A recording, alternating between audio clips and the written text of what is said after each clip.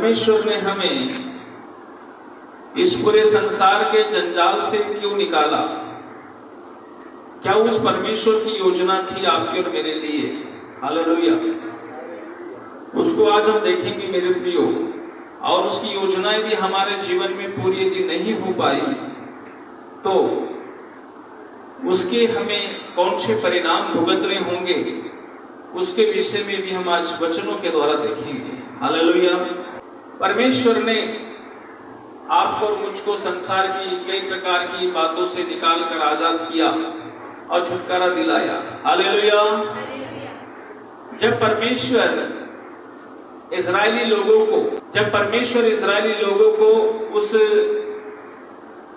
मिस्र देश से छुटकारा दिलाने के लिए अपने लोगों को भेजा, मूसा को भेजा। देखो उसने क्यों भेजा, मेरे साथ निकालेंगे। निर्गमन की पुस्तक उसके 4 अध्याय उसके 22 से पढ़ेंगे। और तू फिरौन से कहना, यहोवा यह कहता है कि इज़राइल मेरा पुत्र वरन मेरा जेठा है। और मैं जो तुझसे कह चुका हूँ कि मेरे पुत्र को जाने दे कि वह मेरी सेवा करे, और तूने अब तक उसे जाने नहीं दिया।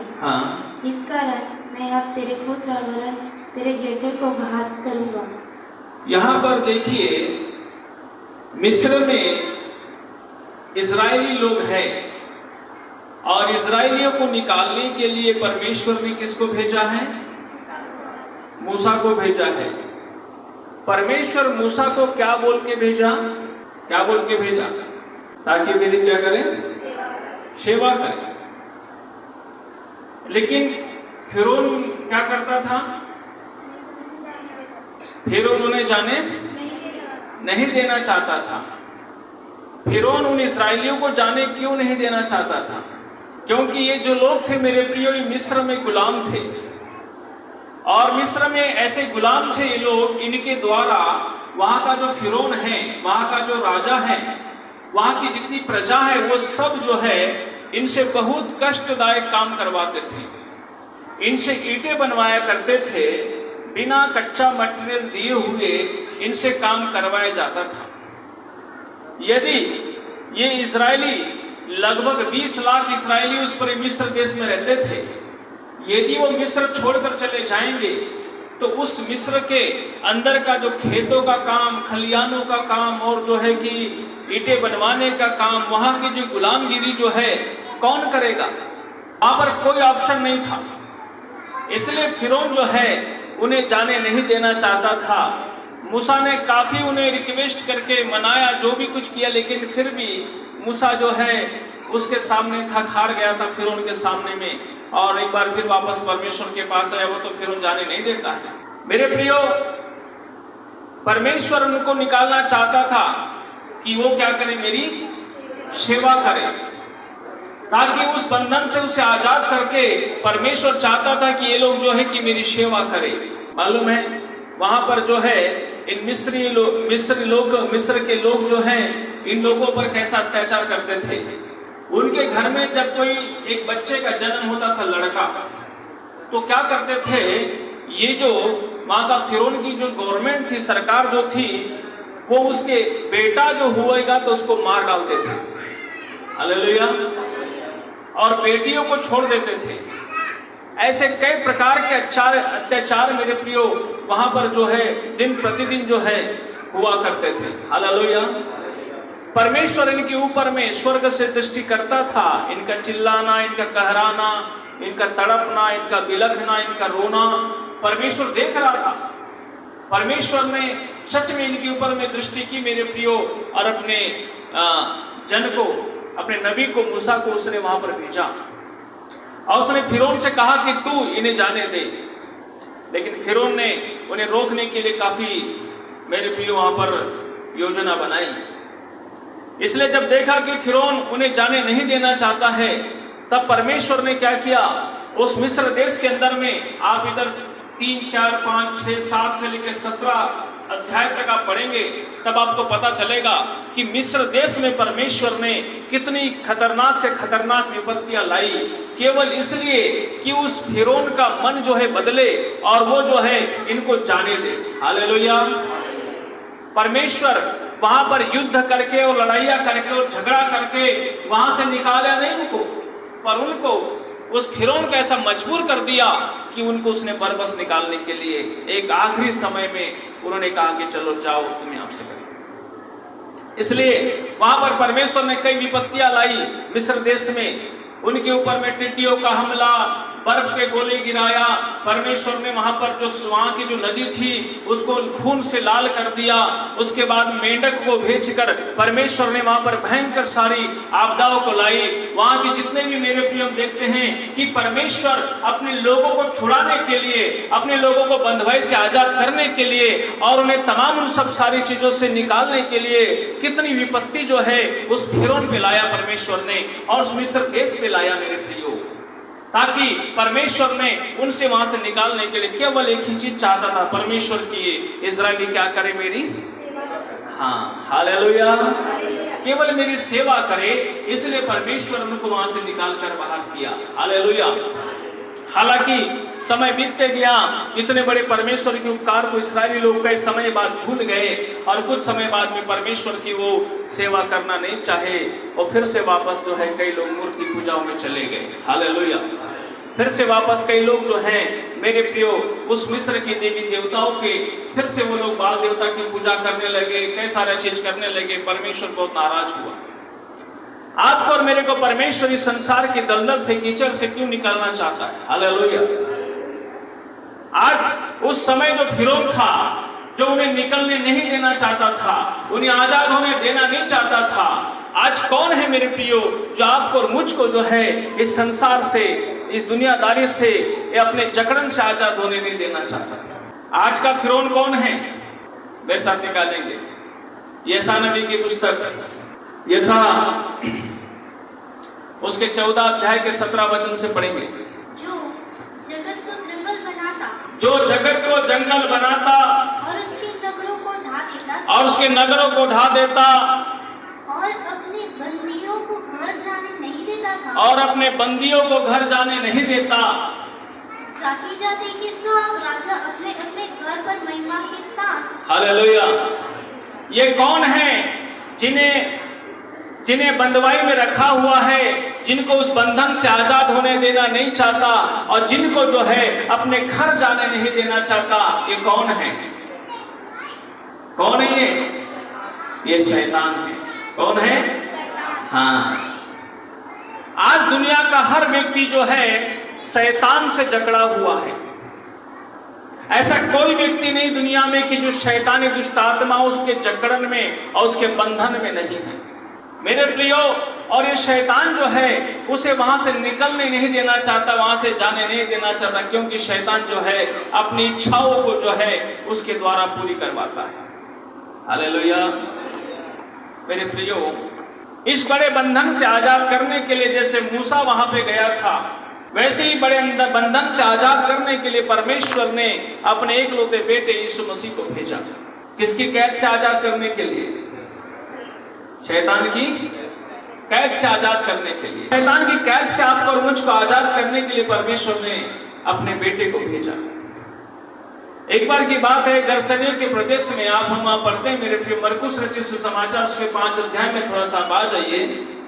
देखिए यहां पर एक व्यक्ति है जो दुष्टात्मा से ग्रसित है और इसकी दशा कैसी है, एक से पढ़ेंगे।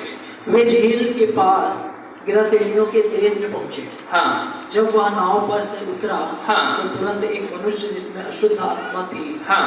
कब्रों से निकलकर उसे मिला। वह कब्रों में रहा करता था। हाँ। और कोई उसे सांकलों से भी ना बांध सकता था। कोई उसे संकलों से भी नहीं बांध सकता था, क्योंकि वह बार बार बेड़ियों और सांकलों से बांधा गया था। क्योंकि बार बार वो सांकलों से और बेड़ियों से बांधा गया था। पर उसने सांकलों को तोड़ दिया और उसने सांकलों को भी तोड़ देता था और बेड़ियों के टुकड़े टुकड़े कर दिए थे। और बेड़ियों के टुकड़े टुकड़े कर दिए थे। और कोई उसे वश में नहीं कर सकता था और कोई उसे वश में नहीं कर सकता था। वह लगातार रात दिन कब्रों और पहाड़ों में चिल्लाता और अपने को पत्थरों से घायल करता था। और रात और दिन उस पहाड़ों में और कब्र में चिल्लाया करता था और रोज अपने आप को पत्थरों से क्या करता था? घायल करता था। वह यीशु को दूर ही से देखकर दौड़ा, हाँ, उसे प्रणाम किया, हाँ, और ऊंचे शब्द से चिल्लाकर कहा, हाँ, हे यीशु, हाँ, परम प्रधान परमेश्वर के पुत्र, हाँ, मुझे तुझसे क्या काम?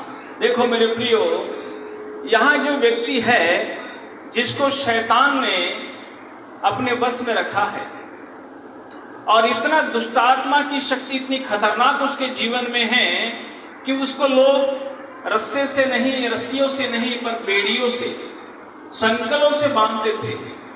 लेकिन इतना संकलों से बांधने के बावजूद भी उसे क्यों बांधते रहे होंगे? क्योंकि वो कई प्रकार की हरकत करता रहा होगा। हो सकता है घर के अंदर में कई तोड़फोड़ मचाया होगा, कई गांव में, मोहल्ले में, पड़ोस में लोगों को परेशान करता रहा होगा। मेरे प्रियो, उसको बेड़ियों से बांध देते थे, लेकिन फिर भी जो है वो बेड़ियों को तोड़ देता था, वो सांकलों को तोड़ देता था। और वो दुष्टात्मा उसके अंदर में इतनी हावी थी कि वो किसी को भी कुछ नहीं देखता था, मतलब कोई किसी के बस में नहीं हो पाता था।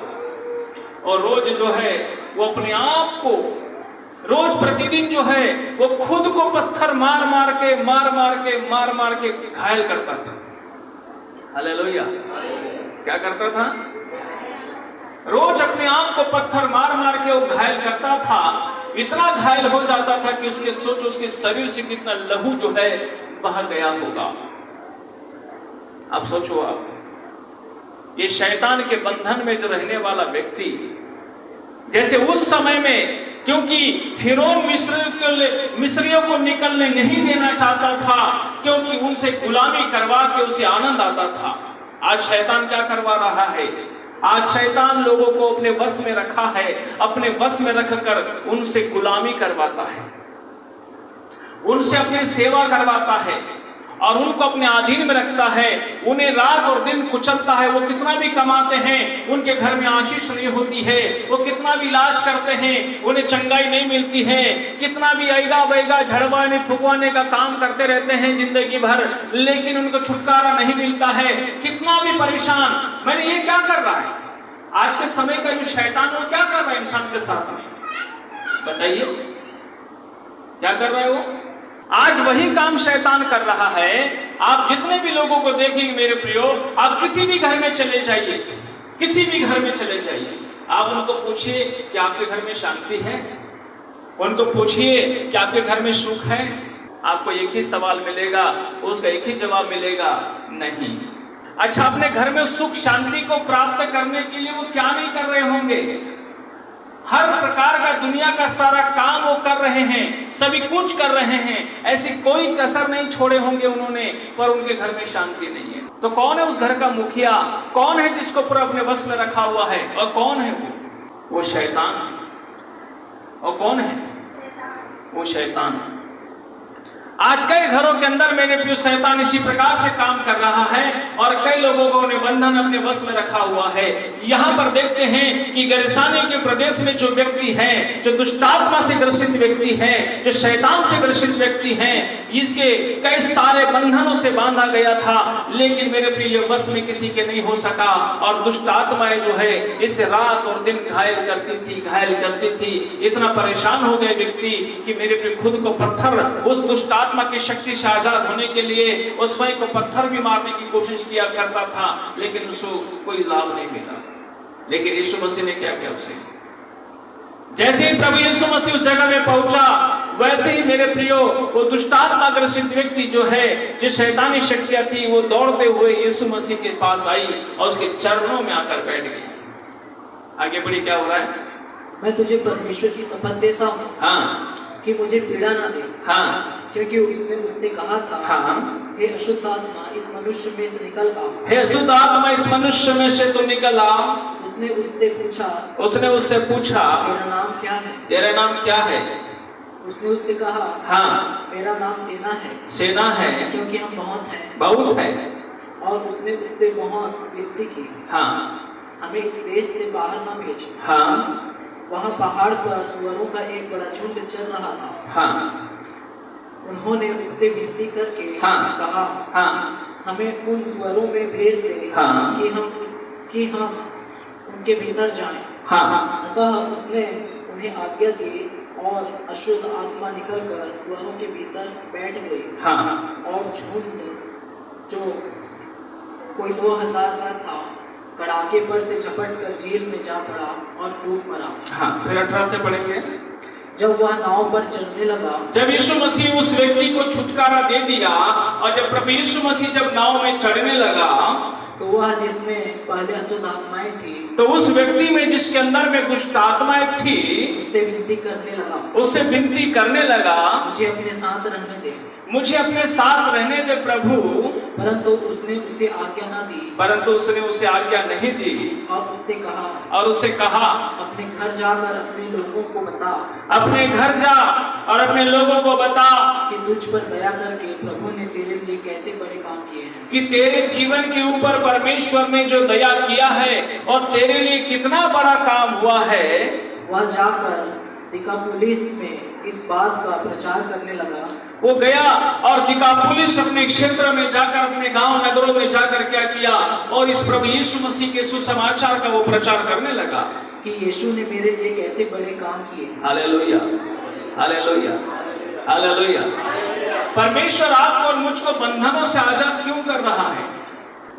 कि हम उसकी सेवा करेंगे। पर यदि मेरे प्रियो, अब आप सोच सकते हो, ये व्यक्ति को यदि शैतान ने यदि पकड़ा हुआ जो जिस व्यक्ति को दुष्ट आत्मा ने पकड़ा था, यदि ठीक समय पर प्रभु यीशु मसीह उस गिरासीनियों के प्रदेश में, उसी जगह में जहां वो था, उस कब्र में जहां वो कब्रों में रहता था, जिस कब्रिस्तान में, उसी स्थान में ठीक नियुक्त समय पर यदि यीशु मसीह वहां नहीं जाता, तो क्या ये व्यक्ति बचता क्या होता इस व्यक्ति के साथ में? इस व्यक्ति के साथ में क्या होता? आने वाले कुछ दिन या कुछ महीनों के बाद में ऐसा होता कि व्यक्ति जो है मेरे प्रियो मर जाता है। शैतान उसको इतना कमजोर कर देता, अंदर से इतना घायल कर देता कि वो ऑटोमेटिकली अपना दम जो है तोड़ देता और जो है मेरे प्रियो मर के खत्म हो जाता। गुड़ियारी की बात बताना चाहता हूं आपको मैं। एक पास्टर साहब ने अपने बारे में, मैंने एक व्यक्ति के बारे में गवाही दिया। एक लड़का जो है, जो फिल्मों में रोल होता है, उसी प्रकार से शैतानी दुष्ट आत्मा का रोल किया था और रोल करते करते उसके अंदर में दुष्ट आत्मा चली गई। उसके बाद जो है वो लड़का, मालूम है, वो लड़के ने खाना पीना टोटल बंद कर दिया। लड़का खाना पीना बंद कर दिया, लेकिन ताकत आप कहेंगे ना तो 10 आदमी भी इसको नहीं पकड़ सकेंगे, पर खाना भोजन में शरीर में एक भी नहीं जा रहा है। वो परेशान हो गए, हलाकान हो गए, वो लोग इधर उधर दुनिया में जा जाके सब परेशान हो गए। अंत में आखिरी समय में, सबसे लास्ट टाइम में वो प्रभु के पास आए, ठीक है। और प्रभु के पास जब आए तो उसमें भी वो निर्णय लेने को तैयार नहीं, वो भी फैसला लेने को तैयार नहीं, मालूम है। उसके बाद में इधर उधर आगे पीछे करने लगे। थोड़ा सा छुटकारा मिलने की बात उसके बच्चे के जीवन में होने लगी, तब जाकर वापस फिर से जो है वो लोगों ने फैसला लिया कि नहीं, हम यीशु मसीह के पास अब नहीं जाएंगे, हम संसार में अपने देवी देवताओं के साथ रहेंगे। ऐसा करके फैसला लिया, मालूम है। ठीक मेरे प्रियो, 2-4 दिन के बाद में जो है वो लड़का जो है अपने आप मर गए, अपने आप मर गए, उसे कुछ नहीं करना पड़ा। आज शैतान अपने बंधनों में लोगों को रखा क्यों है? इसलिए रखा है क्योंकि उनकी वो जान लेना चाहता है यीशु मसीह को जानने के पहले। उसे मालूम है एक व्यक्ति संसार पर यदि प्रभु यीशु मसीह को बिना जाने यदि मरता है तो वो व्यक्ति जो है सीधा नरक में जाएगा। और वो जितने ज्यादा से ज्यादा लोगों को जो है मेरे प्रियो वो नरक ले जाना चाहता है, ज्यादा से ज्यादा लोगों को अपने साथ जो है नरक की आग में जो है वो झोंकना चाहता है। लेकिन आज की जनता इस बात को समझ नहीं रही है कि सच में हम लोग क्यों प्रभु के पास आए। हालेलुया। इस व्यक्ति ने क्या किया? जब इसे प्रभु यीशु मसीह ने मेरे प्रियो जब इसे छुटकारा दिलाया, प्रभु यीशु मसीह ने इसको बड़े शैतान के बंधन से आजाद दिलाया, तब इस व्यक्ति ने प्रभु यीशु मसीह का सेवा को चुना। आपको और मेरे को परमेश्वर शैतान के बड़े बंधनों से आजाद क्यों करना चाहता है? यदि आप सोच लो, यदि आज आप प्रभु के पास नहीं आते तो मेरे प्रिय आज कहीं ना कहीं दुष्ट आत्मा की शक्तियों के ग्रसित होकर कहीं ना कहीं किसी प्रकार की ऐसी आपदाओं में, ऐसी घटनाओं में, ऐसी मृत्यु के साथ जो है आज हमारा जीवन का अंत हो जाता कि जिंदगी में कभी दोबारा हम लोग मेरे प्रिय कभी समझ भी नहीं पाते। आंखें यहां से बंद होती, आंखें उधर उधर लोग में खुलती और हम तड़पते रहते, टटोलते रहते, कहते बड़े गहरे अंधकार में हम कहां गए। प्रभु ने आपको और मुझको इस शैतान के बंधन से इसलिए आजाद किया है कि हम उसकी क्या करें? उसकी हम सेवा करें। बाइबल में लिखा है, लूका रचित सुसमाचार उसके 8 अध्याय में देखिए मेरे प्रियो, वहां पे कुछ बहनें हैं जो प्रभु यीशु मसीह की सेवा करते थे। पढ़िए। इसके बाद वह नगर नगर और गांव गांव प्रचार करता हुआ और परमेश्वर के राज्य का सुसमाचार सुनाता हुआ फिरने लगा। इसके बाद वो यीशु मसीह गांव गांव नगर नगर सुसमाचार सुनाने फिरता रहा और वे 12 उसके साथ थे और उस 12 चेले जो है वो यीशु मसीह के साथ रहते थे। और कुछ स्त्रियां भी थी जो दुष्ट आत्माओं से और बीमारियों से छुड़ाई गई थी। किससे छुड़ाई गई थी? कुछ स्त्रियां थी जो दुष्ट आत्माओं से छुड़ाई गई थी, बीमारियों से छुड़ाई गई थी। और वे ये हैं, मरियम जो मगदलिनी कहलाती थी, मरियम जो थी मगदलिनी जो कहलाती थी, जिसमें से 7 दुष्ट आत्माएं निकली और हेरोदेस के भंडारी पूजा की पत्नी योअन्ना और सुसन्ना और बहुत सी अन्य स्त्रियां ये अपनी संपत्ति से उसकी सेवा करती थी। क्या करती थी? क्योंकि ये महिलाएं थे, ये बड़े प्रतिष्ठित व्यक्ति की पत्नियां थी। एक खोजा जो दुनिया का माने उस समय का यरूशलेम का जो खजांची था उसकी पत्नी थी। उसमें ये जानते थे कि हम यीशु मसीह के साथ गांव गांव नगर नगर तो नहीं घूम सकते, लेकिन प्रभु यीशु मसीह को वो धन देकर, वो पैसा देकर जो है वो सेवा करते थे। हालेलुया। क्योंकि वो यीशु मसीह को जानती थी। यीशु मसीह के साथ हर समय 12 चेले चलते हैं, 12 लोग चलते हैं और हजारों हजारों की भीड़ चलती है। सोचो प्रभु यीशु मसीह को इतना सारा लोगों का खर्चा चलाने के लिए कितना धन चाहिए था। हालेलुया। और इसलिए प्रभु जो है मेरे प्रियो, वहां पर हम देखते हैं कि प्रभु यीशु मसीह उन्हें जो है बहुतायत के साथ में जो है मेरे प्रियो, परमेश्वर को जब जानने के बाद आपके और मेरे जीवन में जिस परमेश्वर ने काम किया है, आपके और मेरे जीवन में जिस परमेश्वर ने काम किया, जिसने आपको और मुझको बड़े बंधनों से आजाद कराया है, जो बड़े बंधन से हमको आजाद कराया है, उस शैतान के बंधन से आप इसको हल्के में न लीजिए। ये बहुत बड़ी बात है। यदि आप प्रभु यीशु मसीह के पास आज नहीं होते तो मैं बताना चाहता हूं आपको मेरे प्रिय, कलीसिया के आधे से ज्यादा लोग तो है भी संसार छोड़ के चले जाते। सही गलत है? मैं खुद इस बात के लिए गवाह हूं, क्योंकि मैंने भी अपने जीवन में देखा था कि जब मैं प्रभु यीशु मसीह के पास कैसे आया। मेरे घर में मालूम है मेरे प्रियो, मेरे घर में जवान ही जवान मरते थे। मेरे पिताजी एकदम जवान अवस्था में मर गए। मेरी जो माँ थी, जिसको मैंने देखा तक नहीं, मेरी माँ का चेहरा भी मुझे अभी तक याद नहीं है। इतनी युवा अवस्था में मेरी माँ खत्म हो गई, मेरे दादा खत्म हो गए। उसके बाद में मेरे घर के बहुत सारे लोग जो हैं बहुत दुख और परेशान और कष्टों में रहते थे। उसके बाद ये देखते कि जो मेरा चाचा था वो भी एक अपनी अच्छी युवा अवस्था में जो है वो पागल हो गया, वो भी घर छोड़ के चला गया। उसके बाद जो है मैं जब 20 वर्ष की आयु में जब मैं भी जवान हो गया तो मैं भी हार्ट पेशेंट हो गया, और मैं देखा कि मेरा भी नंबर अब लग गया है। हालेलुया। और मेरे घर में बहुत पूजा पाठ होती थी। मेरे घर में शंकर भगवान की इतनी बड़ी वेदी थी, उसमें त्रिशूल थे, उसमें सब कुछ थे। पूरे हमारे परिवार के लोग जो है वहां से आरतियां निकाला करते थे और पूरे खानदान की पूजा हमारे घर से होती थी। लेकिन उसके बावजूद भी देखा कि हमारे जो घर में जो है युवा लोग ही जवान अवस्था में क्यों मरते जा रहे, मतलब कितना बड़ा शैतान का जो है एक जकड़न था मेरे घर में। हालेलुया। लेकिन ठीक उसी समय में जब उम्र की मेरे 20 आयु के वर्ष में मेरे छोटा वाला मामा जो प्रभु यीशु मसीह को मानता था, मैं 1 साल तक मैंने अपने काफ़ी इलाज कराया, काफ़ी ट्रीटमेंट कराया, काफ़ी कुछ मैंने किया, लेकिन मुझे कुछ भी रिलीफ नहीं मिला। उसके बाद मेरे जो छोटे मामा थे वो यीशु मसीह को मानते थे और उन्होंने मुझे अपने साथ में परमेश्वर के भवन में ले गए। और ले जाने के बाद में वहाँ पर जो है जब प्रार्थना दुआ सभा चलने लगी और मुझे वो संगति बहुत अच्छी लगी। शुरुआत में मुझे बहुत मेरे मन को शांति मिली। ऐसे करते करते मैं 2 माह लगातार वहाँ पे संगति करते रहा। 2 माह बाद देखता हूँ तो मेरे जो सीने का जो दर्द है वो ऑटोमेटिक गायब हो गया। मुझे बहुत अच्छा लगा। मैं बोला ये क्या हो गया। उसके बाद से जब मैं देख रहा हूँ कोई भी काम कर रहा हूँ मुझे आशीष मिलने लगी, कोई भी काम करते रहते मुझे सफलता मिलने लगी। हर कामों में जब भी पहले में 1 रुपया मेरे जेब में नहीं रहता था, मैं 1 रुपया कमा नहीं पाता था, एक ढंग से नया कपड़ा लेने की मेरे में ताकत नहीं थी। पहली बार मैं कभी अपने पैसे से खरीद कर पहली बार यदि जूता लिया था तो उस समय प्रभु को जानने के बाद लिया था। हालेलुया। उसके पहले मैं एक जूता भी नहीं ले सकता था, इतनी हमारी औकात नहीं थी। और उस दिन से मेरे जीवन बदलते गए बदलते गए बदलते गए। मैं प्रभु से फिर प्रार्थना करने, प्रभु सच में यदि तेरी इच्छा हो, तूने तो मुझे बहुत कुछ दिया है। मैं एक परमेश्वर से प्रार्थना हर समय करता था कि प्रभु यदि सच में तेरी मर्जी हो तो एक दिन तू मेरे से अपनी सेवा लेना। हालेलुया।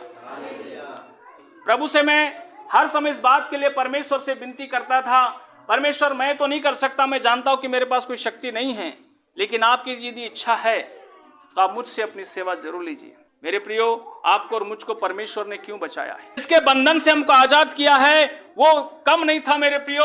वहां हमारी जान चले जाती और उसके बाद जान तो जाती जाती साथ में दूसरा एक बड़ा नरक था, जो दूसरा बड़ा स्थान था जो नरक है, जहाँ नरक में जो आग की झील है जिसमें रात और दिन जो है आत्माएं तड़पते रहती।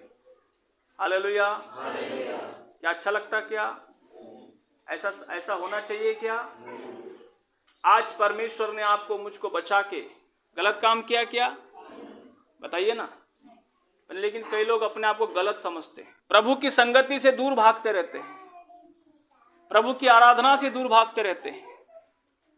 कई संडे लोग छुट्टी मार मार के प्रभु को छोड़ कर चले जाते हैं। उन्हें ऐसा लगता है कि प्रभु आपने मुझे बुला के बड़ा गलती कर लिया। हालेलुया। बच्चों को शांत कराइए ना, बोलना पड़ेगा एक बार। क्या परमेश्वर आपके और मेरे जीवन में जो काम किया वो गलती किया क्या? इस गिरासेनी के प्रदेश में प्रभु यीशु मसीह जाकर उस आदमी को बचा के गलत काम किया क्या? बताइए ना, गलत काम किया क्या? यदि उसको यीशु मसीह नहीं बचाता तो मेरे प्रियो वो व्यक्ति, वो शैतान तो उसे जान से मार ही डालता, साथ में उसके बाद वो नरक में रात और दिन तड़पते रहता। आज जितने भी एक्सीडेंट दुनिया में हो रहे हैं, ये एक्सीडेंट कौन करवा रहा है? हाँ, ये झगड़े कौन करवा रहा है? ये लड़ाइयां कौन करवा रहा है? सब शैतान करवा रहा है। मैं एक बार की बात बताता हूं आपको। चंडीनगर में हम लोग रहते थे उस समय में किराए में, और पटरी के उस तरफ किराने की दुकान थी और इस तरफ हम रहते थे। तो मैं किराना सामान लेने के लिए जाता था। तो मैं जा रहा था तो रास्ते में 3-4 लोग मिलकर जो है एक महिला को पकड़े हुए थे। वो क्या बोलती है महिला मालूम है? वो महिला बोल रही है, मोला माँ बुलावत है। कौन बुलावत है? और माँ कहाँ बुला रही इसको? और ट्रेन की पटरी में बुला रही। वो बार बार बोल रही है कि मेरे को माँ बुला रही है, माँ बुला रही है, ट्रेन के पटरी में बुला रही है। अब उसको वहां माँ कौन बुलाएगी ट्रेन के पटरी? मैं थोड़ी देर वहां पे खड़ा रह गया और खड़ा रहने के बाद में देखा उसको 3 और 4 महिलाएं और 1-2 भाई लोग जो है उसको बार बार उसका हाथ खींच रहे हैं, उसके पाँव को खींच रहे हैं, लेकिन वो बार बार जाना चाह रही है। ट्रेन वहां से हर आधे घंटे में, हर जो है 15-20 मिनट के अंदर में वहां से ट्रेन आना जाना करती है। मैं वहां पे खड़ा रहा और मैं यीशु मसीह के नाम से उस शैतानी शक्तियों को डांटा उसके शरीर में से, जो दुष्टात्मा थी। मनी मन में प्रार्थना किया, मैं ज्यादा वहां पर कुछ नहीं किया। एक बार तो रात को 12 बजे उसी बस्ती में एक व्यक्ति को भयंकर दुष्टात्मा पकड़ी थी और सांप के सामान चलता था और पटरी पर ही जाना चाहता था। और रात को 12 बजे मुझे बुलाने वो परिवार के लोग आए थे। वो जानते कि ये व्यक्ति प्रभु यीशु मसीह को मानता है, प्रार्थना करता है। और हम लोगों ने गए, मेरी पत्नी और मैं दोनों गए और हम प्रार्थना किए और उसी समय प्रभु ने उसको ठीक किया। मेरे प्रिय, कहने का मतलब जो है, ये शैतान दुनिया में आज भी बहुत एक्टिव है, लेकिन समस्या यह है कि यदि हम लोगों ने, जैसे मेरे प्रिय प्रभु यीशु मसीह ने जो आपको मुझको जितने बड़े उस दुष्ट के वश से बाहर निकाला है, वो इतना बड़ा उपकार है परमेश्वर का कि आप और मैं अपनी जान भी दे देंगे यीशु मसीह की सेवा में ना, तो भी कम होगा। क्या होगा? तो भी कम होगा, ज्यादा नहीं होगा। अब कई लोग प्रार्थना नहीं करते, कई लोगों ने प्रार्थना करना बंद कर दिया। वो सोचते प्रार्थना करना टाइम पास है। आप क्या सोचते हैं? आपके बारे में और मेरे बारे में, सारे दुनिया के बारे में शैतान जो है रोज कितनी युक्ति और कितनी प्लानिंग करता है मालूम है? आप जिस रास्ते से जा रहे हो उस रास्ते पे आपके लिए एक्सीडेंट करने का प्लान बना के रखा है। कहीं आपने बिजनेस करने जा रहे हो, आपके धंधे को चौपट करने का प्लान करके रखा हुआ है। कहीं आप कुछ इन्वेस्ट कर रहे हो, वहां लोगों को आपके पैसे डुबाने के लिए योजना बना के रखा हुआ है। जो भी आप इलाज कर रहे हो, बार बार इतना पैसा खर्च कर रहे हो, बीमारी में जकड़ के रखा हुआ है शैतान ने, आपका इलाज होने नहीं देता है। कई सारी चीजों में, दुनिया के हर काम में देखेंगे शैतान इतनी बाधाएं आपके और मेरे लिए, सारी दुनिया के लिए जो है रोज पैदा करके रखता है, रोज बनाता है। आपको नहीं मालूम है? आप तो सोते रहते, कलीसिया सोते रहती रात को 12 बजे से लेकर रात को 3 बजे तक। मालूम है ये पूरा शैतान का जमावड़ा इस आकाश मंडल में जमा होता है, और वो क्या करता है? हर व्यक्ति के ऊपर में नजर गड़ाकर इसको कैसे नाश करे, इसको कैसे बर्बाद करे, इसको कैसे हम लोग इसको डुबाए, ऐसी योजनाएं जो हैं मेरे प्रियो, शैतान पूरी दुनिया में, पूरी दुनिया के अंदर में वो करता है। हालेलुया। और आपको नहीं पता है। लेकिन एक विश्वासी व्यक्ति, प्रभु को यदि जानने वाला व्यक्ति, यदि वो ज्यादा नहीं, यदि प्रभु यीशु मसीह के सामने यदि घुटना टेक कर यदि वो प्रार्थना कर दे और परमेश्वर से सहायता ले ले, उसके सारे बड़े से बड़े बंधनों से परमेश्वर उसको आजाद कर देता है। हालेलुया। पर कई विश्वासी लोगों का मन कठोर होते जा रहा है।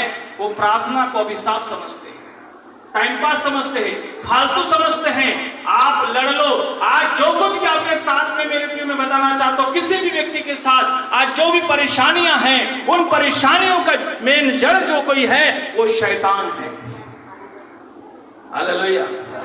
जिसको लोग समझ नहीं पा रहे, और हम माथा पच्ची कर रहे हैं, दिल घुमा रहे हैं, सर खपा रहे हैं, ये मेहनत करो, वो मेहनत करो, इधर से लाओ, उधर से करो, इधर से लाओ, उधर से दो, सब कर रहे हैं, लेकिन कुछ नहीं हो रहा।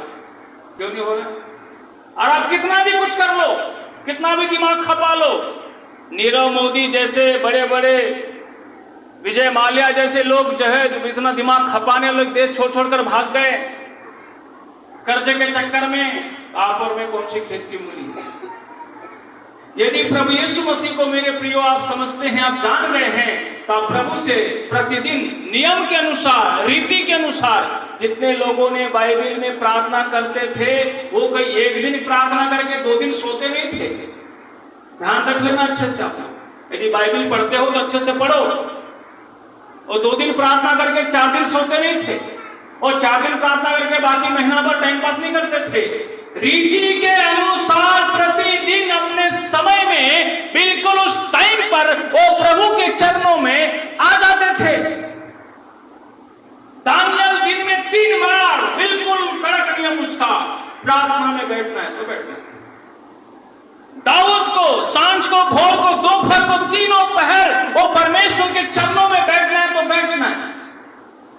स्वयं यीशु मसीह दिन निकलने से बहुत पहले अपनी रीति के अनुसार वो जंगलों में, पहाड़ों में जाकर परमेश्वर से प्रार्थना करता। सारे प्रार्थना करने वाले अनुशासित होकर प्रार्थना करते थे।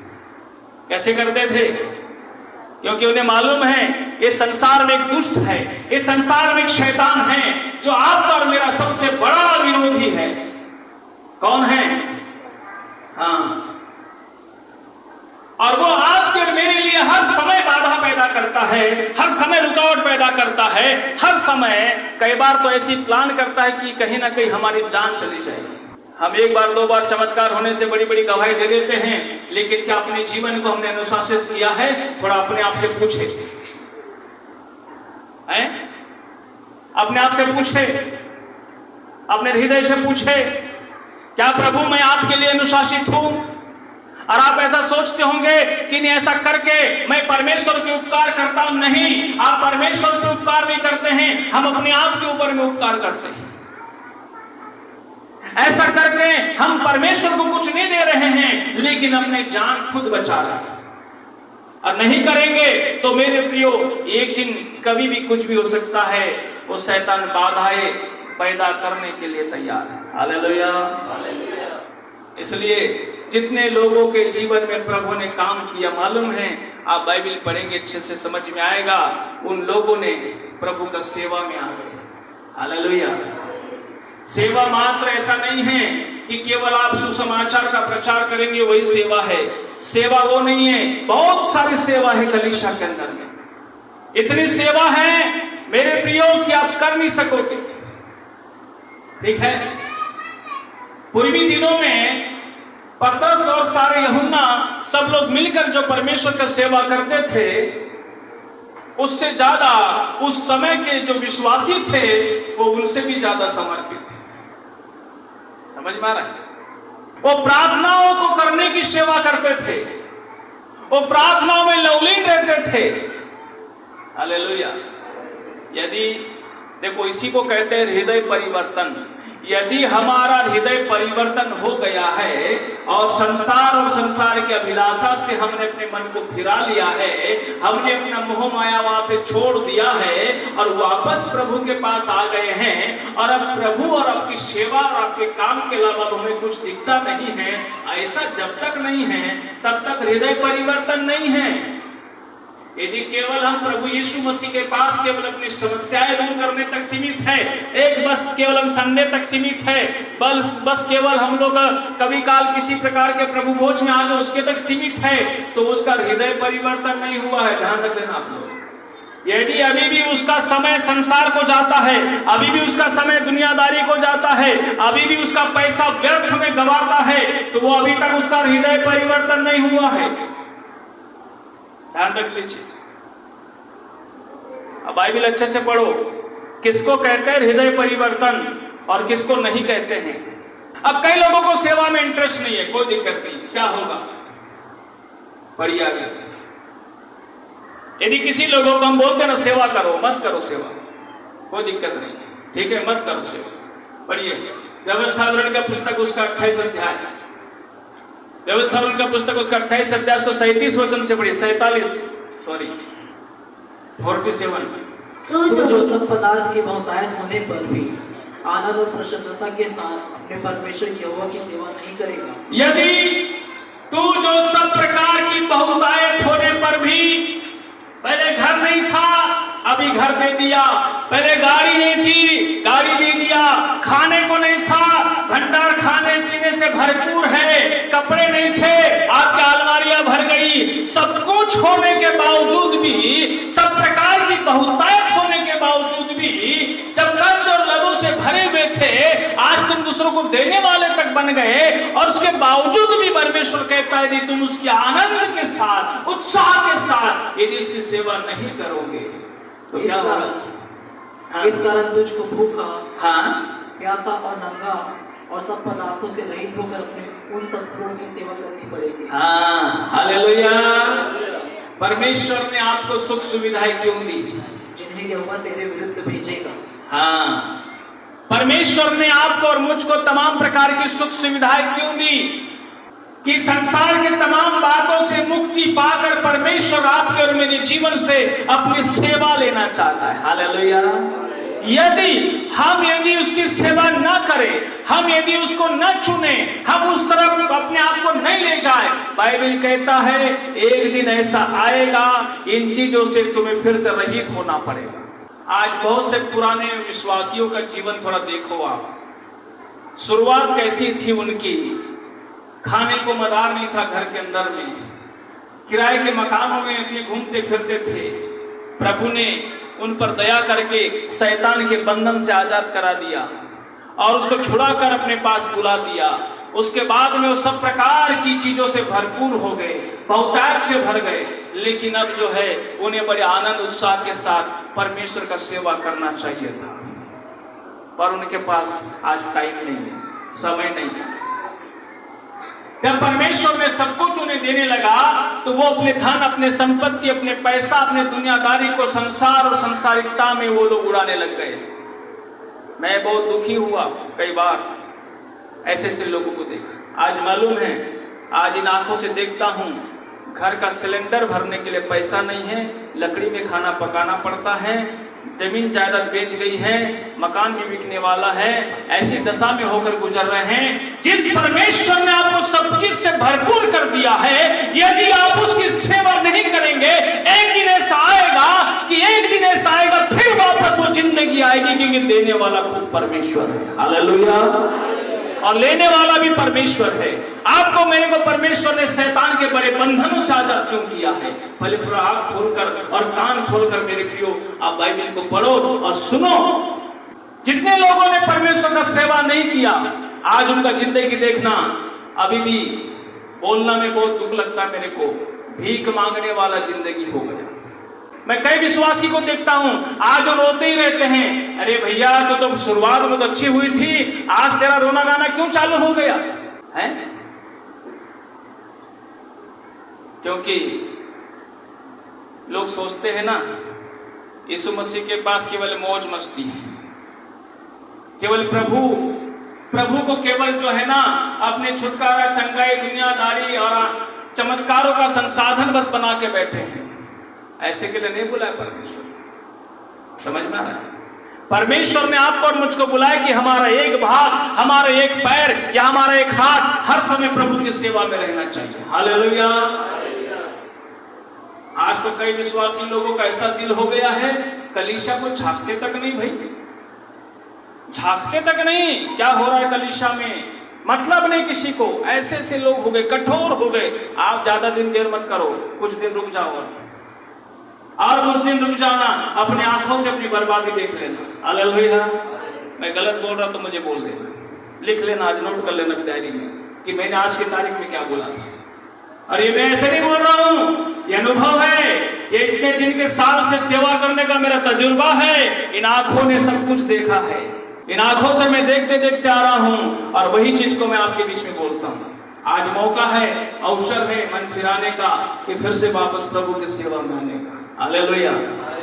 बाइबल पढ़ेंगे, आपको समझ में आ गया मेरे भी कितनी सेवाएं हैं बाइबल के अंदर में। प्रार्थना करने वाली सेवा, उपवास की सेवा, परमेश्वर के लोगों की सुधि लेने की सेवा, कितनी सेवाएं हैं हमारे पास करने के लिए। आप जहां रहते हैं, आपके बगल के कई लोग विश्वासी नहीं आ सकते प्रार्थना में, आप उनको लाने का भी सेवा कर सकते हैं। पर नहीं, हमें मतलब नहीं है, हम क्या करेंगे? यदि कोई अपनी गाड़ी में एक 2-4 रुपए 10 का पेट्रोल डला के ला भी लेगा, तो उसके बाद में उसके दिल में लगेगा, अरे यार मैं तो पेट्रोल खर्च कर डाला। हालेलुया। है अपना घूमना फिरने, दुनियादारी में, संसार में कई ठो पैसा उड़ा लेगा, पर यह परमेश्वर के लिए 50 रुपए खर्च करेगा तो उसको अखर जाएगा। मेरे प्रियो देखो, आप सेवा करेंगे ना, और कहीं ना कहीं अपना भाग सेवा में रखेंगे, आप ऐसा नहीं रखेंगे। ठीक है? यहाँ पर एक चर्च जानते हैं आप, कचना में, आप ही जाना चर्च में। आप वो चर्च के सामने में कई सारे ऑटो खड़े होंगे, मालूम है? वहां पर विश्वासियों की जिम्मेदारियां है कि भाई तेरे एरिया के सारे विश्वासी को तू लेकर आएगा। वो चाहता है अपने पूरे एरिया के विश्वासियों को बिल्कुल कलेक्शन करना, उनको रातों दिन को बैठाना, समझाना, सब कुछ करना, ऑटो में बैठाना, बराबर चर्च तक लाके छोड़ना, और चर्च में पूरी आराधना करने के बाद फिर वापस उनको लेके जाना। मालूम है, ये चर्च जब तक नहीं बना था, उन लोग की कलीसिया मालूम है बेचारे, कभी होटल में तो कभी कहीं तो कभी मॉल में, पूरा रायपुर घूमते रहे। मजाल एक विश्वासी टस से मस हो जाए, मजाल एक विश्वासी छोड़ के चले जाए, मजाल एक विश्वासी अपने विश्वास में कमजोर हो जाए। नहीं, आज भी वो विश्वासी जितने पहले थे उतने आज भी है और ज्यादा बढ़ गए। क्यों? क्योंकि वहां का हर विश्वासी सेवा करता है। क्यों करता है? क्यों ऐसा? हालेलुया। और हमारे चर्च में बहुत दुखी लगता है मेरे को, कोई नहीं आया है तो गरज पास्टर का, वो जाएगा। क्यों नहीं आया तो पूछेगा वो पास्टर, उसका इधर मर्जी है, वो जब भेजेगा तभी जाएगा, नहीं तो अपने से पड़ोस में भी नहीं जाएगा बेचारा। चलो भाई क्यों नहीं आया, चलना मेरे साथ में, मैं खर्चा उठा देता हूँ, ये संडे मेरे से चल, मैं तेरा आने जाने का खर्चा उठा लेता हूँ। ऐसा बोलने वाला हृदय है क्या? बताइए ना। यदि ऐसा नहीं करेंगे आगे चल के, जो जो चीज परमेश्वर आपको मुझको दिया है, एक दिन सब धीरे धीरे सब खत्म हो जाएगा। फिर कहाँ जाना पड़ेगा? फिर उन दुश्मनों की सेवा करनी पड़ेगी, उन शत्रुओं की सेवा करनी पड़ेगी, फिर उनके सामने झुकना पड़ेगा जिनके सामने परमेश्वर ने आपको ऊंचा उठा कर रखा था। फिर उनके सामने नाम धराई होगी जिनके सामने परमेश्वर ने आपका सर ऊंचा रखा था। फिर जिनके सामने में आपको गुलामी करनी पड़ जाएगी जिनके सामने परमेश्वर ने आपको धनवान बनाया था। हालेलुया। ऐसा दिन नहीं आना चाहिए, क्योंकि आपको और मेरे को परमेश्वर ने सबसे पहला जो उपकार है परमेश्वर का, वो सबसे बड़ा उपकार ये है कि शैतान के बंधन से आजाद करवाया, जिसके बंधन से आप और मैं चाहकर भी आजाद नहीं हो सकते थे, आप कर भी नहीं हो सकते, आप चाहेंगे आजाद होना नहीं हो सकते जब तक वो स्वयं स्वर्ग का परमेश्वर आजाद न करे। और वो आजाद करके जब अपने कलीसियाओं में हमें लाता है मेरे प्रियो, तो हमारा जिम्मेदारी हो जाता है कि हम उस परमेश्वर का क्या करें। यही सबसे बड़ा उपकार है, यही सबसे बड़ा एहसान है जो आपके मेरे जीवन में होना चाहिए। परमेश्वर, मैं तेरे बड़े उपकार को कैसे भूलूं? इसलिए मेरे पे जिंदगी भर यदि प्रभु का सेवक बन जाएंगे ना, तो भी कुछ नहीं होने वाला है। आपको आशीष मिलेगी, आप आगे बढ़ेंगे, ठीक है, कम नहीं होगा। परमेश्वर कभी अपनी सेवा करने वालों से उधारी नहीं रखता। समझ में आ रहा है? लूका 5 अध्याय में पतरस ने देखो अपने नाव यीशु मसीह को सुसमाचार के लिए दिया। यीशु मसीह ने क्या किया? नाव को ऐसी खाली हाथ दिया क्या? दिया क्या? बोलिए ना। हा? उसको एक नाव उसने सुसमाचार के लिए दिया, उसको 2 नाव मछली दिया। कितना नाव मछली दिया? हाँ, हालेलुया। मेरे प्रियो, आप और मैं प्रभु का सेवा किसी भी रीति से चाहे तो कर सकते हैं, कैसा भी चाहे तो कर सकते हैं, बस मन होना चाहिए सेवा का। हालेलुया। जब हमारा मन स्वार्थी हो जाता है, मतलबी हो जाता है, मुझे क्या मिलता है, मुझे क्या मिलेगा, मुझे क्या चाहिए, जब इस भावना में चले जाएगा मेरे प्रियो, तो ये बात समझ लेना कि हम परमेश्वर के बड़े उपकार को भूल गए। किसको भूल गए? बड़े उपकार को भूल गए। जो बड़ा उपकार परमेश्वर का आपके मेरे जीवन में हुआ है, वो इतना बड़ा उपकार है कि वो उसके लिए यदि मैं रात और दिन प्रभु के चर्चा में बैठूंगा, उसके सेवा करूंगा, तो मेरे को फिर भी कम पड़ जाएगा। इतना बड़ा उपकार है। हालेलुया। इसलिए यहोशू महायाजक, जब यहोशू ने कहा कि जब इस्राएली लोग जब तमाम प्रकार की लड़ाई झगड़ा विवादों से जब छुटकारा पा गए और जब कनान देश में आकर जब बस गए, तब इस्राएली लोगों का मन भी अलग थलग होने लगा। तब उस समय देखो यहोशू ने क्या बोला परमेश्वर से। सर निकालेंगे 22 अध्याय, यहोशू 22 अध्याय, उसके 22 से पढ़ेंगे, सॉरी 24 का 15 से पढ़ेंगे। हाँ, यहोशू। और यदि यहोवा की सेवा करनी तुम्हें बुरी लगे, हाँ, तो आज चुन लो कि तुम इसकी सेवा करोगे। हाँ, चाहे उन देवताओं की जिनकी सेवा तुम्हारे पुरखा महानद के उस पार करते थे, हाँ, और चाहे एमोरियों के देवताओं की सेवा करो, हाँ, जिनके देश में तुम रहते हो। हाँ, परंतु मैं तो अपने घराने समेत यहोवा ही की सेवा नित्य करूंगा। हालेलुया। जब तमाम प्रकार की आपदाओं से छुड़ाने वाला, लाल सागर को पार कराने वाला परमेश्वर, जंगल में खाना खिलाने वाला और चट्टान से पानी पिलाने वाले परमेश्वर को जब इस्राएली लोगों ने भूल गए, इस्राएली लोग भूल गए उस परमेश्वर को, और उसके बाद में यहोशू के सामने में आकर बोलने लगे कि हम तो उस महानद के उस तरफ में जब मिस्र में रहते थे और वहां पर देवी देवता की सेवा करते थे, उनकी अर्चना उनकी आराधना क्या करते थे। तब यहोशू ने बोला तुम चुन लो आज तुम्हें क्या करना है। पर यहोशू ने सबके सामने में बोला मेरे प्रियो, मैं अपने परमेश्वर की सेवा अपने पूरे घराने के साथ क्या मैं करूंगा। हालेलुया। चाहे तुम्हें उसकी सेवा करनी अच्छी लगे चाहे न लगे, लेकिन मैं अपने घराने के साथ उस परमेश्वर की कि जिस परमेश्वर ने मेरे जीवन पर इतने बड़े उपकार किए हैं, हालेलुया, जिस परमेश्वर ने मेरे जीवन पर इतने बड़े एहसान किए हैं, उस परमेश्वर को तो मैं छोड़ नहीं सकता, उसकी सेवा में करूंगा, चाहे मेरी जान जाना है तो जाए, हालेलुया। मेरे प्रियो, पहले का समय जो था, पुराना नियम जो है एक भौतिकता को बताता है, अभी का समय जो है आत्मिकता को बताता है। पहले वो भौतिक रूप से सेवा करते थे, अब आत्मिक रूप से सेवा करना है। अभी के समय में जो हमारे लिए जो संसार जो है वो है मिस्र, संसार और उसकी अभिलाषाएं जो है वो है मिस्र।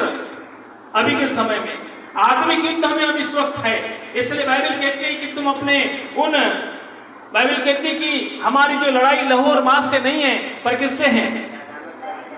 शैतान से, उससे सेनाओं से है। तो आज शैतान और उसकी सेनाएं आज के टाइम पर इस पृथ्वी पे क्या कर रही है? वो है इस पृथ्वी पे क्या कर रही है? इस पृथ्वी के ऊपर में आज के समय में शैतान का सबसे बड़ा षड्यंत्र है मेरे प्रियो, कि हर व्यक्ति को शरीर और संसार की अभिलाषाओं में फंसाए और उनको उसके पीछे बीजी कर दे, उनको व्यस्त कर दे, ताकि वो वहां से निकल ही ना पाए और उन्हें किसी प्रकार का टाइम न रहे। आज हम देखते कई लोग मोबाइल के लिए कितना समय है, हालेलुया, पर प्रार्थना के लिए समय नहीं। चुगली चौपाल में बैठकर हा हा ही ही बकबक करने के लिए लोगों के पास फुल टाइम है। क्या है? Full time. पर आराधना करने के लिए, प्रार्थना के समय प्रार्थना में बैठने के लिए टाइम नहीं है। यह है अभी का समय का आत्मिक लड़ाई। अभी किसकी सेवा कर रहे हैं? थोड़ा खोजो अपने जीवन में। जिसको समय दे रहे हैं वो सेवा है, जिसको वक्त दे रहे हैं वो सेवा है। यदि दुनियादारी के अभिलाषाओं के पीछे हम पड़े हैं तो समझ लो वो शैतान की सेवा है और परमेश्वर की सेवा नहीं। इसको त्याग कर जब हम प्रभु के पास आते हैं, वही है आज के समय की सेवा जो परमेश्वर आपसे और मुझसे लेना चाहता है। और यह सेवा यदि हम आज नहीं करेंगे मेरे प्रियो, आज एक मौका मिला, आज एक अवसर मिला है, मालूम है, सेवा नहीं करेंगे तो श्राप आएंगे, सेवा नहीं करेंगे फिर से वापस वही दशा आएगी जो पहले थी। सेवा यदि नहीं करेंगे, सेवा में अपने आप को इन्वॉल्वमेंट नहीं लाएंगे, तो सोच लेना मेरे पे फिर से वापस हमें उसी प्रकार की गरीबी, उसी प्रकार की तन्हाई, उसी प्रकार के रोग, उसी प्रकार की बीमारियां, उन्हीं प्रकार की समस्याएं, उन्हीं प्रकार के कष्ट में फिर से जाना पड़ेगा, जहां से परमेश्वर बड़े बंधनों से आजाद करके निकाल के लाए। हालेलुया। जिसमें दुनिया की कोई ताकत आपको और मुझको आजाद नहीं कर सकती थी, जिसमें दुनिया की कोई शक्ति आपको और मुझको आजाद नहीं कर सकती थी। इसलिए मालूम है, पहले के समय में जब मंदिर बना था, आप यदि बाइबल पढ़ते होंगे तो घर में पढ़ लेना, दूसरा राजा में मंदिर निर्माण का जो वर्णन है, उस मंदिर निर्माण के वर्णन में देख लेना आप लोग। उस निर्माण के समय में जितने भी कुशल कारागिर थे, जिनको जो जो काम आता था, वो सारे लोगों ने जो है अपना पूरा श्रमदान उस मंदिर को बनाने में दिया। और जो उनको नहीं आता था वो लेबर बन के काम किए, वो कूली बन के काम किए, वो कुछ और बन के काम किए और उस मंदिर को तैयार किया। और बस काम ही बस नहीं किया, आप उसको पढ़ना अच्छे से घर में अपने। कई लोगों ने अपना सोना दिया, अपना चांदी दिया, अपना जो भी उनके पास धन था, संपत्ति था, रुपया था, जो कुछ भी उनके पास था, वो सब कुछ उन्होंने परमेश्वर के मंदिर को बनाने के लिए दिया। Hallelujah, hallelujah. और तब उसके बाद में वो देने के बाद सब लोगों ने अपना श्रमदान भी दिया। समझ में आ रहा है? किसी को चुनाई आता था तो फ्री में काम किया। अब ये चर्च ऐसे ही बना है, यहाँ पे जो चर्च बना ऐसे ही बना, जितना भी लेबर कॉस्टिंग है सब फ्री का है। बोले हमने लेबर को 1 रुपया नहीं दिया। जितने चर्च में मिस्त्री थे उन लोगों ने फ्री में काम किया। जो ठेकेदार था वो भी विश्वासी था, फ्री में सेंटरिंग दिया और विश्वासी लोगों ने मिल कर मेरे प्रियो, हम आज से 10 दिन तक हम कुली का काम करेंगे, हम महिलाएं जो है हम लेबर का काम करेंगे, ऐसे कर करके बारी बारी से अपनी पूरी शिफ्टिंग बना कर मेरे प्रियो वो चर्च को बनाए। बाइबल कहता है प्रभु में किया हुआ परिश्रम कभी व्यर्थ नहीं जाएगा।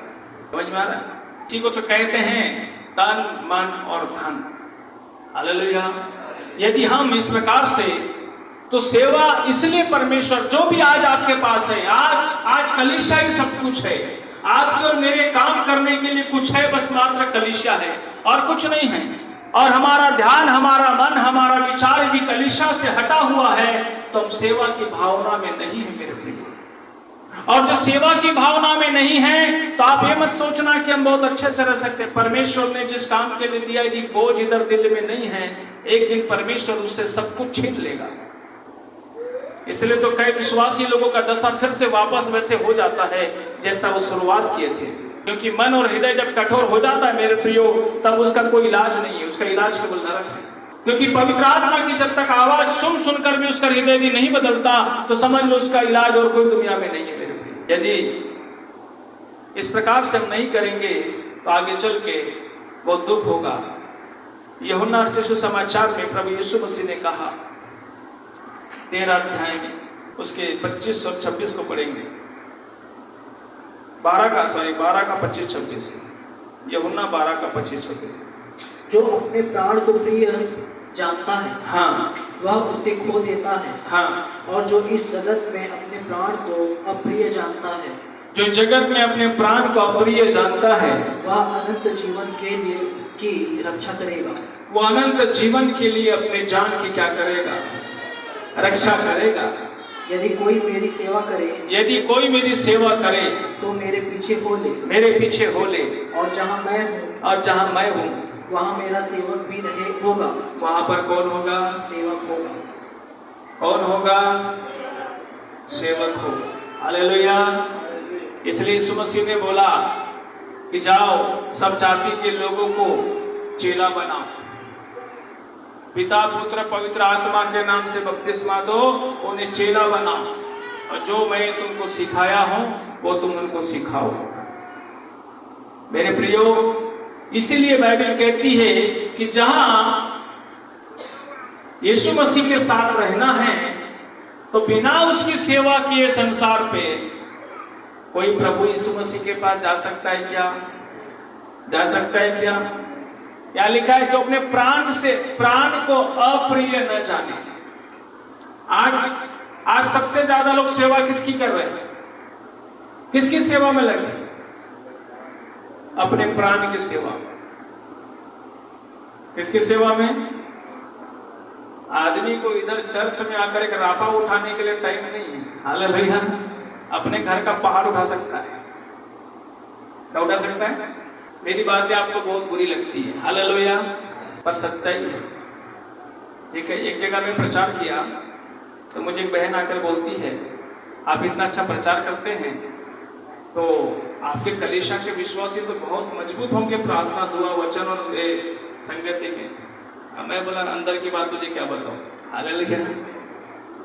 ठीक है, बहुत समर्पित होंगे आपके यहाँ के विश्वासी, बहुत ऐसे होंगे, बहुत वैसे होंगे। काफी कुछ बात कर रही थी, मैं चुपचाप सुन रहा था।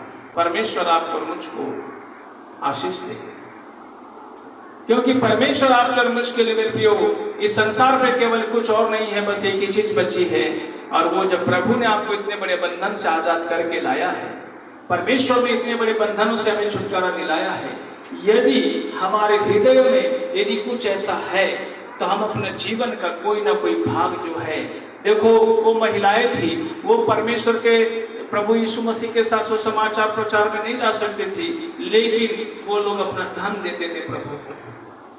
कई लोग थे यीशु मसीह की सेवकाई के लिए क्या क्या नहीं दिया।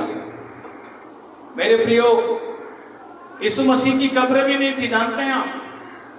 यहूदियों में ऐसा नियम था कि वो कब्र अपनी खरीदना बहुत जरूरी था, लेकिन जब यीशु मसीह कलवरी क्रूस पे जब मर गया, उसे गाड़ने के लिए कब्र नहीं थी। उसके बाद मालूम है, उसके चेला ने आकर अपना कब्र यीशु मसीह को दिया।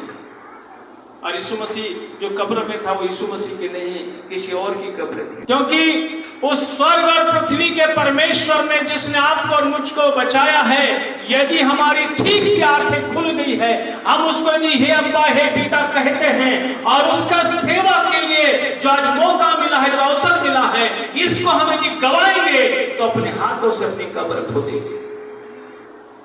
दोबारा मौका नहीं मिलेगा, दोबारा मौका नहीं मिलेगा। कलीसिया में इतना काम होता है, बड़ा दुखी हो जाता हूं मैं। ले दे के मुश्किल से 2-4 लोग बस एक कचना की आते बस हो गए। ना सट्टू वाले तो बिल्कुल नहीं, कोई मतलब ही नहीं। उधर चंडी नगर वाले को मतलब नहीं, कबीर नगर वाले को मतलब नहीं, जहां से भी इतने जगह से लोग आते हैं, अनाउंसमेंट पूरा होता है, बताया सबको जाता है, पर किसी को मतलब, किसी को मतलब। यदि ऐसे जानबूझ कर रहे हैं मेरे प्रियो, तो आप एक दिन लेखा देंगे। यदि जानबूझ कर रहे हैं तो एक दिन आप लोग न्याय सिंहासन के सामने सभी लोग खड़े होंगे और उस दिन कोई नहीं कहेगा किसी के बारे में। अभी तो दोष लगा देते होंगे, ये फलाने के कारण मैं नहीं गया, ढिकाने के कारण मैं नहीं गया, और उसके कारण मैं नहीं गया, ऐसा तो ऐसा कई ठो बात हम बोल देते होंगे। लेकिन ऐसा नहीं, न्याय के दिन सबका लेखा होगा। इतनी मीटिंगें होती है, भोजन की व्यवस्था करना ये भी सेवा है, कलीसिया का अरेंजमेंट करना ये सेवा है, इतना सबका कितना सारा काम रहता है, ये सब सेवा है। कहीं ना कहीं किसी न किसी सेवा में हर व्यक्ति को समर्पित होना चाहिए। ये सेवा है, इसके लिए मैं समर्पित हूँ, आप मुझे रात को 12 बजे बुलाइए, मैं आऊंगा। ऐसा हर विश्वासी जब बोलेगा तब समझ में आएगा कि आप परमेश्वर की कलीसिया की सेवा के प्रति समर्पित है। Hallelujah, hallelujah, hallelujah. मेरे प्रियो, आपको एक ही जगह मिला है सेवा करने के लिए, और दुनिया में जगह नहीं मिलेगी सेवा करने के लिए। और दुनिया की सेवा करोगे तो भी कुछ नहीं मिलने वाला है, पर प्रभु की सेवा करोगे आप आशीषित रहोगे। ठीक है, प्रभु का सेवा करने वाला कभी ऐसा नहीं रहेगा। उसका खर्चा, उसका जीवन, उसकी जिंदगी वो परमेश्वर अपने तरीके से चलाएगा, और कैसे चलाएगा वो परमेश्वर को मालूम है। हालेलुया। आइए मेरे अपनी आंखों को बंद करें, हम प्रार्थना में